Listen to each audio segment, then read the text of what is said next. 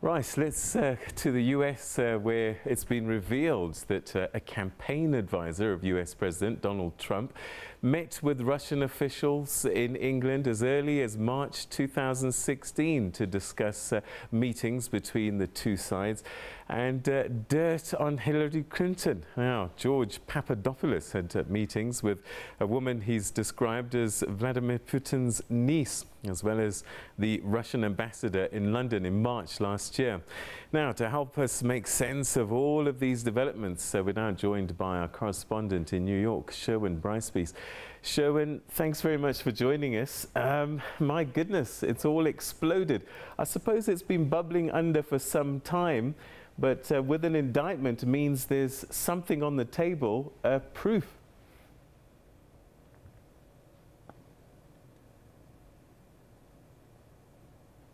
Well, Peter, it's certainly the first big revelation that we've got since Robert S. Mueller, the former FBI director, was appointed special counsel to investigate the possible alleged collusion between Russia and the Trump campaign. Remember, American intelligence agencies have all basically come to the conclusion that Russia tried to influence the outcome of last year's presidential election in favor of President Donald Trump, trying to hurt Hillary Clinton. And so what we've got today are basically the first three charges, the first individuals that are certainly on the radar of Robert S. Mueller. He has indicted, a grand jury has indicted all three. You mentioned the George Papadopoulos case. That is separate from the Paul Manafort and Rick Gates case. Paul Manafort was, you'll remember, then candidate Donald Trump's campaign manager from in the middle of 2016. He has been indicted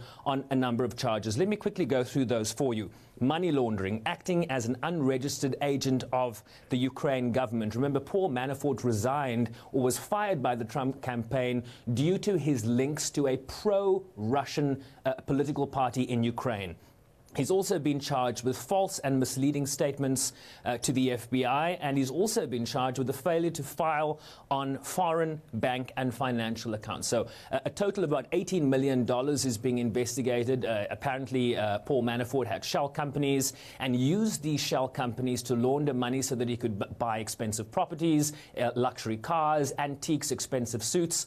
And his associate, Rick Gates, is the third party. A close associate of Manafort was, in fact, his deputy when he was chairperson of the Trump campaign. So these are the first three tangible cases that we are seeing out of this months-long investigation headed by the former FBI director, Robert Mueller. Wow, the president himself is never shy to respond to anything. What's come out of his tweets or his mouth today on this?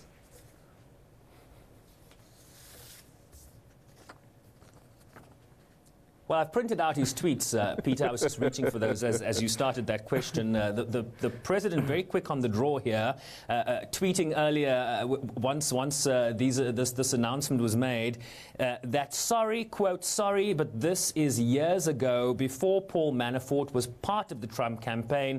But why aren't crooked Hillary and the Democrats the focus, question mark. Next tweet, no collusion, exclamation mark. We also heard a short time ago from his spokesperson, the White House press secretary, Sarah Huckabee Sanders. She basically says that these charges have nothing to do, they're not directly related to the Trump campaign. It has nothing to do with the campaign. Basically, on the Papadopoulos case, he lied about a meeting that had absolutely nothing to do with the campaign, she says, something that doesn't, quote, have to do with us. So we're seeing this pushback from them saying basically we have not been mentioned in these indictments, and to a certain extent they are absolutely correct. There is no smoking gun in these indictments that speaks directly to this allegation that there was collusion between the Trump campaign and the Kremlin. But what these charges do is to raise questions about the conduct of certain individuals in that campaign. And as one analyst said earlier, you know, using a Game of Thrones analogy, Peter, winter is coming for this White House. This really is the beginning of as we suspect, more indictments and more charges to be brought against officials, certainly that will link to the Trump campaign. So at the moment, it's more an embarrassment to the president that he has these figures that were associated with him. But at the moment, it's nothing more than an irritation. But as you say, things are getting closer and closer, and perhaps people are waiting for that connection that actually puts the president or someone to these three people.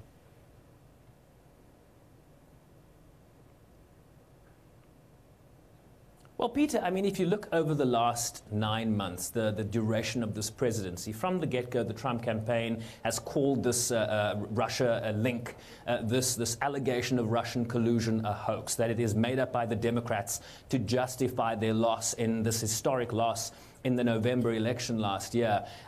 But what you then find out is journalistic press investigations that have led to a drip of information that contradicts the narrative coming out of the White House. For example, they said that they never met, none of their campaign staff met with any Russians. There was no collusion. And so from media reports, the indictment against George Papadopoulos counters that. We remember President Donald Trump's son, Donald Jr., is also known from media reports to have met with a Russian lawyer with close links to the Kremlin, who promised to have some dirt on Hillary Clinton. So we're seeing this drip of information coming out, and this will very much be the focus of Robert S. Mueller and the special counsel's investigation, despite what the president says. All right, so what's likely to happen now? Help us understand what is an indictment and what's the process after this?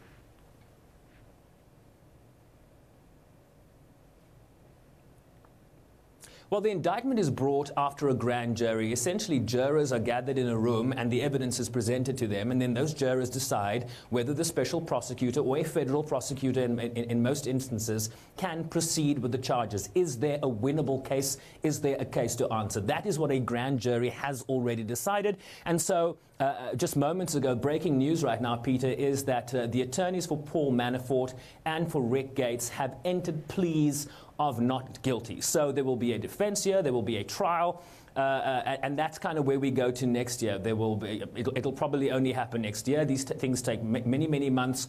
There will be discovery. The defense will want to see that discovery, and then they'll go to trial. And Paul Manafort, despite the 18 million that he is said to have laundered, has a lot of money, and I imagine he will put up a strong defense to squash these charges. But it's unlikely that he will walk away with this without any charges or certainly any conviction, given the grand jury indictment that has already passed via the special counsel. Sherwin, thank you very much indeed. That's our correspondent in the US, Sherwin Bryce-Pease, joining us. And yeah, the story continues to develop significantly.